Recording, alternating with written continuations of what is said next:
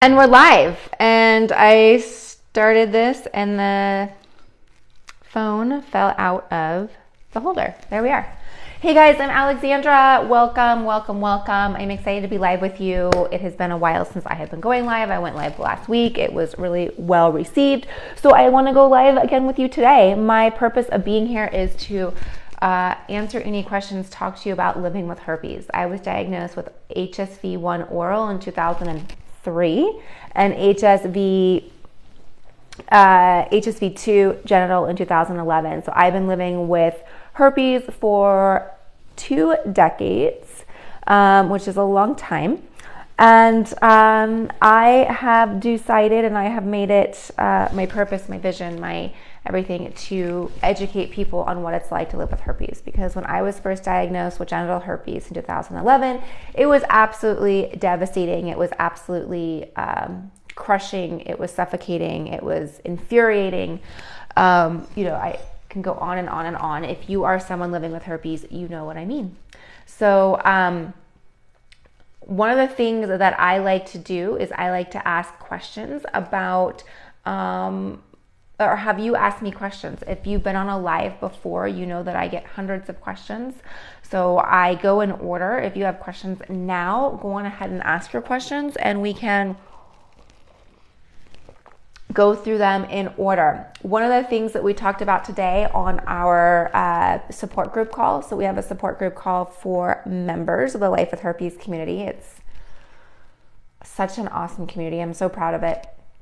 Anyways, one of the things that was brought up was, do you feel guilty about having to always use protection? So whether it's talking about condoms or whatever, do you feel guilty about that? And so one of the people that was saying, she's like, I feel guilty that we have to use condoms, and I feel guilty that it's my fault, and I don't like to use condoms, and it's not something I want to use, and all of those things. Oh, good, you have herpes also. Yay. So one of the things that we went around the room and everyone had such a great take. So one of the gentlemen in the room said, it's just part of it in the beginning. Everyone gets to a point in a relationship where you don't use a condom, herpes or not. It's just something you kind of do in the beginning of a relationship. And then you get to the point of where you feel secure and able to, my wine has made it. I ordered some wine, you guys, so it just was delivered. It made me really happy to see that. Okay. And so you just said it was something that you need to be aware of. I had someone else in the group say, use this as an opportunity to have these uncomfortable conversations with a partner. Is this something that the partner always does? Is this something you always do? Use this as an opportunity to have those conversations. So one of the things I like to say about that is we should never feel guilty for something that we're doing. So and I know that's easier said than done, because we can easily put the blame on us and be like, now we have to use a condom because I was quote unquote irresponsible at some point in my life and got herpes. Now, please do not think you were irresponsible and got herpes. But this is the shame we put on ourselves. This is what the stigma tells us. And so I like to say is use this as, first of all, it's a very early relationship. This particular situation was very, very early on. And this is just something that we go through in an early relationship, and use it as an opportunity just to look at the positives. These are some positive things happening, opposed to looking at the negatives. Okay, great questions. Also, if you have herpes or you know someone that has herpes, this is great information for you all to follow. I do this because it supports people living with herpes. So if you have questions, you can go through my page. There's hundreds of videos. I have hundreds of videos on YouTube. There's just a lot. So you ask, is it normal to deal with bad depression in the early stages of your diagnosis? Absolutely. I like to call this the Eeyore phase. We all know Winnie the Pooh, Eeyore. He is the dragon. He is the donkey in Winnie the Pooh who walks around with a rain cloud over him all the time and never can get out of it. So I was in my Eeyore phase for 2 years after being diagnosed with herpes. I was Eeyore for 2 years. I was was negative Nelly. I had rain cloud over my head. I had lost the color in my skin. Like there was no twinkle. There was no like joy in my life. And I truly believed that this was going to be my life for the rest of my life. I believed that I had to settle. I believed that I had to make certain sacrifices now that I had herpes. And that is absolutely not true. But this EOR stage is very, very, very common. And because we're dealing with a lot of anxiety, we're dealing with a lot of anger, we're dealing a lot of unsettled emotions. We don't necessarily want to feel these emotions. A lot of times we suppress them either by taking antivirals or by taking antidepressants or soothing our body with other things such as drugs and alcohol or promiscuity or things like that. So yes, it is very common to feel depressed. Some of the things that I did is I worked on myself. I worked on getting my body strong. I worked on acupuncture. I worked on going to yoga. I worked on meditation. I worked on prayer. I worked on learning how to re-love myself and reconnect with myself. And those are some things that I did. And it took me about 2 years to get out of that EOR phase. Is it normal to feel that you won't find love because of it? Absolutely. That's part of the EOR phase as well. So one of the challenges I'm just going to get right to it. One of the challenges that I want to invite you all. So if anyone is here saying that, oh, I'm not going to find love because I have herpes. I'm not going to find love because I have herpes. I believe that thought was there prior. So if it wasn't herpes, it was something else. I can't find love because I'm not pretty enough. I can't find love because I'm too old, too young, too fat, too skinny. I don't have the right degree. I don't have the right job. I don't live in the right city. Whatever. So that issue, that root was already planted. And now that we have herpes, it's an awesome scapegoat. It is the scapegoat of all scapegoats to not find love. And if you're feeling that way, there's nothing wrong with that. I also want us to know, like, oh, you're not a bad person for feeling that way, or that's weird you're feeling that way, because I didn't feel that way. I absolutely felt that way. And what I really had to do is I had to continue to realize where that belief came from and keep finding the root causes of that belief. So at some point I felt that I wasn't good enough for a relationship, right? At some point I felt that, and then herpes just proved it. And that was absolutely correct. One of the things that I think that you will realize once you start breaking through or start breaking down those beliefs that you've planted and that I planted, that we've all planted, is that you are able to break through it and you are able to work through it. One of the things that's great about having herpes is you know that when people are like, yeah, I'm okay with it, they're okay with you.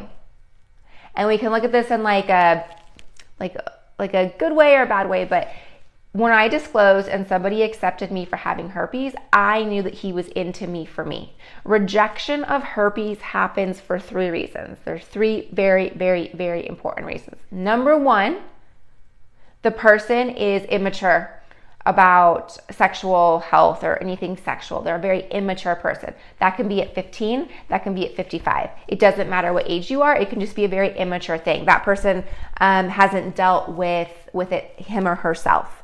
Number 2, the reason why we get rejected for having herpes or really anything is the fact that that person is married to a concept, to a belief that he or she is not going to change. I like to use the example, if you're a Republican, you're never going to agree with the Democratic side. If you're a Democrat, you're never going to agree with the Republican side. The same thing with a herpes diagnosis or any STI.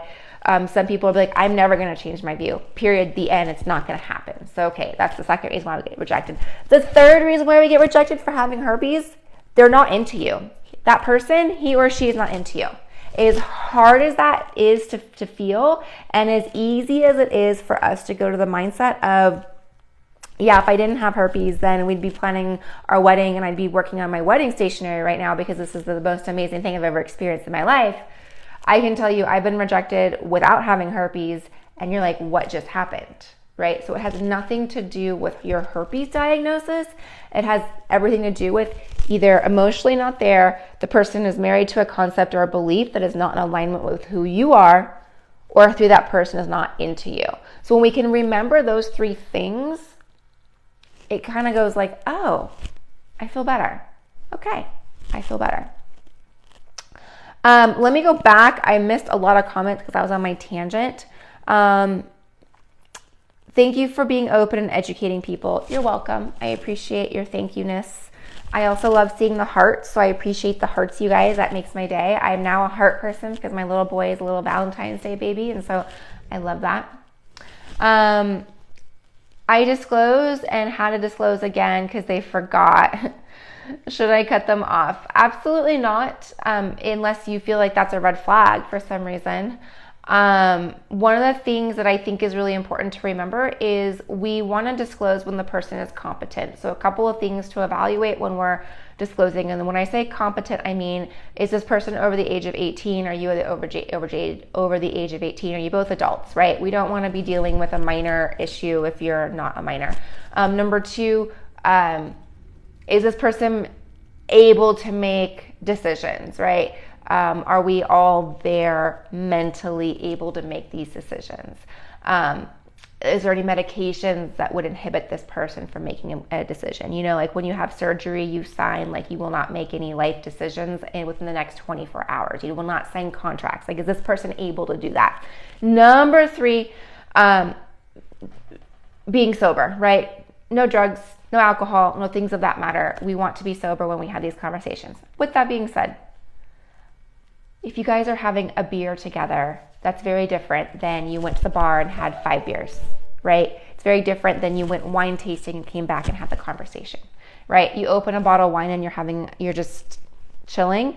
That's very different than having a few sips of wine than you've had 5 glasses, right? So those are things when we want to disclose.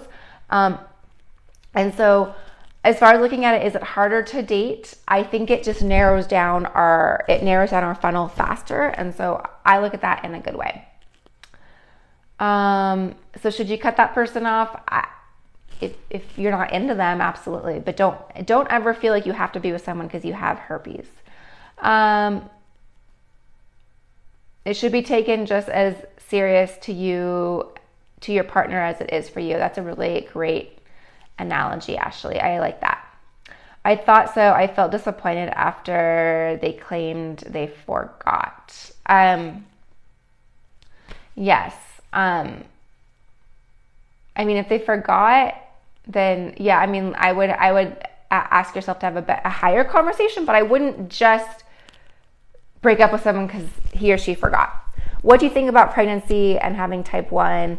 That was in down region for many years. So I have a baby. I have type 2 genitally, and was able to have a vaginal delivery. So it's absolutely possible. Do not let having herpes hold you back. If you want to become a mommy, become a mommy. Like, it's the most beautiful, wonderful thing ever.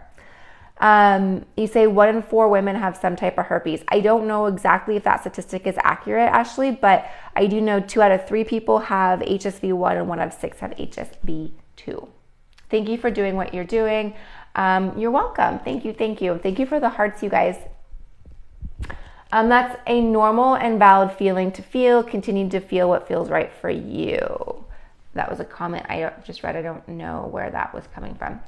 Do you ever get over the anger towards it, if that makes sense? Yes, you do. Forgiveness is one of the most important things that we have to do. We can forgive. We can forgive and not forget. Those are 2 very different things. But if we hold on to the anger, I heard a really good analogy. We hold on to anger. We hold on to resentment. We hold on to like spite. We hold on to those things, and what that really does in our mind is we're like, well, I'm never going to forgive that person, or this person did this to me, so just you watch out. I'm going to go get you back, or whatever it is that we think we want to do. When we are angry, the parasympathetic nervous system kicks in. That's our fight or flight or freeze.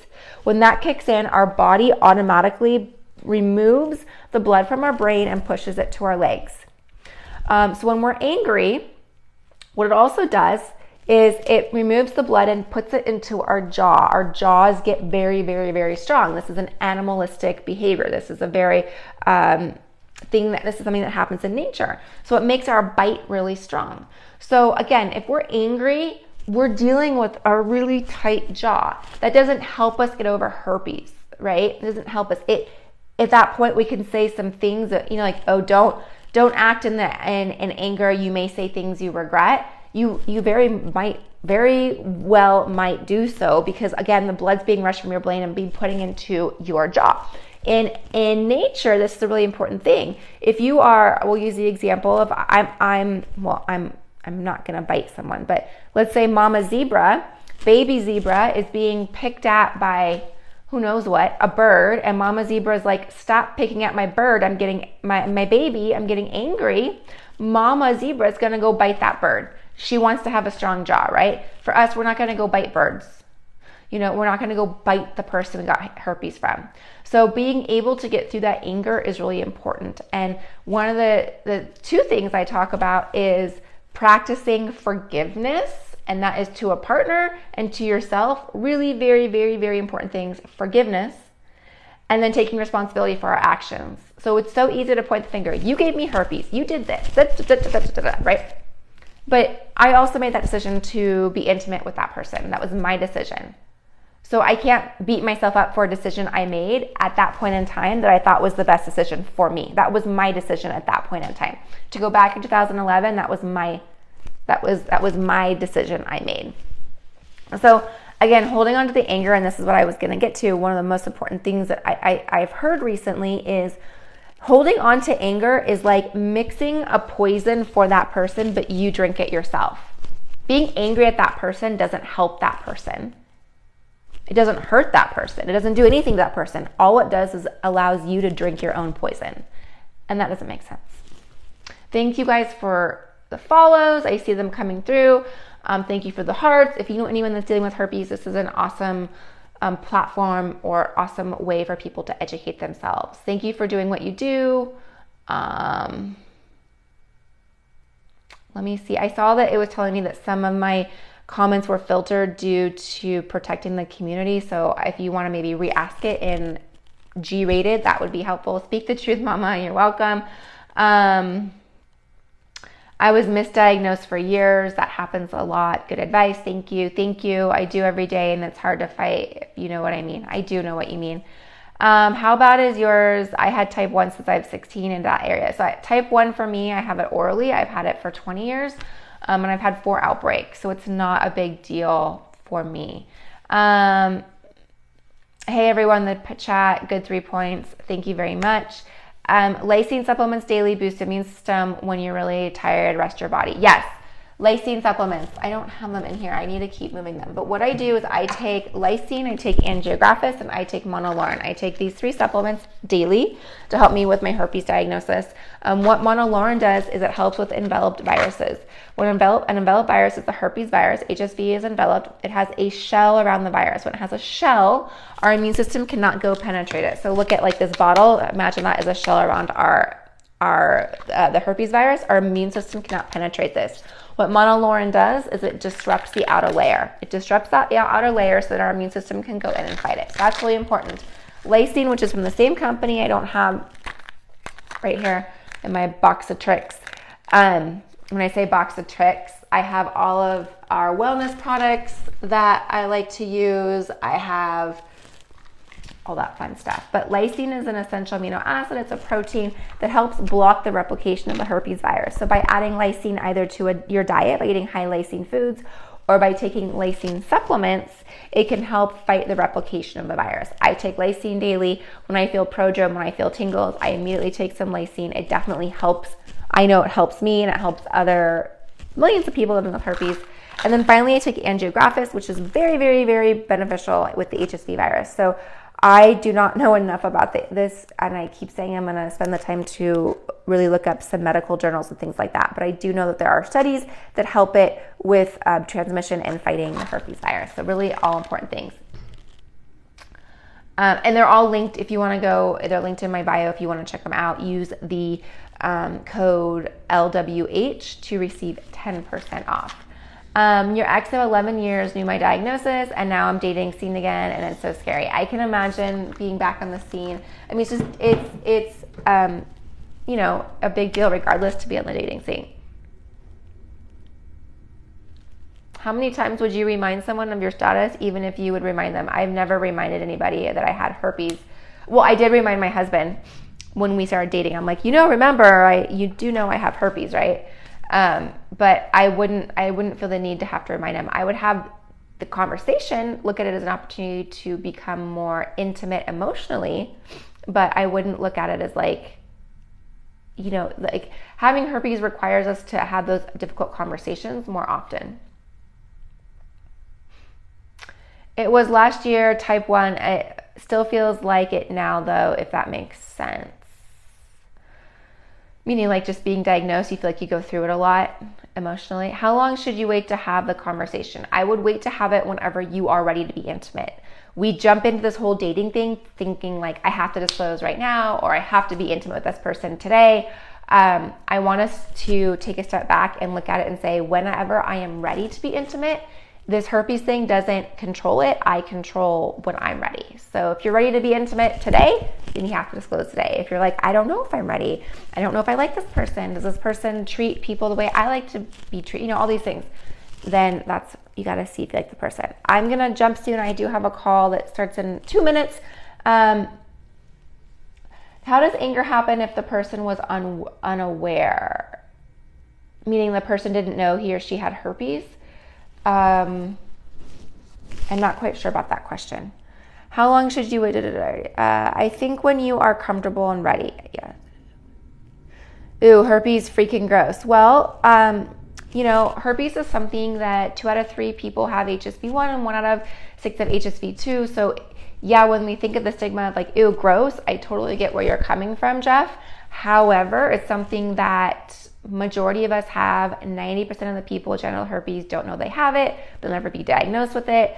Most of us are living with herpes and we'll never know. So when we hear these things like, ew, gross, you have herpes, guaranteed someone you love unconditionally has it, and you might very well have it yourself. And that's why I'm here to educate people so that we can learn, so that we can do what we can to protect ourselves from transmitting it to other people.